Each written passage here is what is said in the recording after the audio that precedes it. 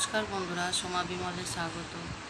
আমি অনেক দিন কোনো ভয়েস দিয়ে ভিডিও করিনি, কেননা আমার বাড়ির পরিস্থিতি খুবই খারাপ, সেই জন্য তোমাদেরকে কিছু বলাও হয়নি।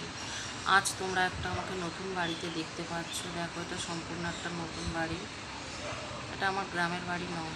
আমি কিন্তু আমার গ্রামের বাড়ি ছেড়ে আমি কলকাতার দিকে চলে এসেছি, কেননা দাদা মারা যাওয়ার পর আমার ইনকাম করার মতন কেউ নেই।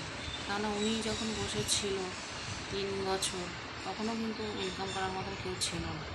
আমার মেয়ে একটা কোম্পানিতে কাজ করতো, 1 মাস কাজ করে যখন যেই জানতে পেরেছে বাবার ক্যান্সার, কাজ থেকে ছাড়িয়ে দিয়েছে।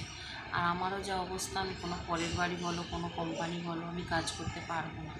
তো কলকাতাতে একটা কাজ আমি পেয়েছি, খুবই ভালো কাজ বা বলতে পারো। তোমাদের সাথে সেটা পরে শেয়ার করব। আমি সেই কারণেই কলকাতায় চলে এসেছি। কী কাজ না কাজ আমি তোমাদের পরে বলবো। তোমরা আমার ভিডিওটা অবশ্যই দেখো।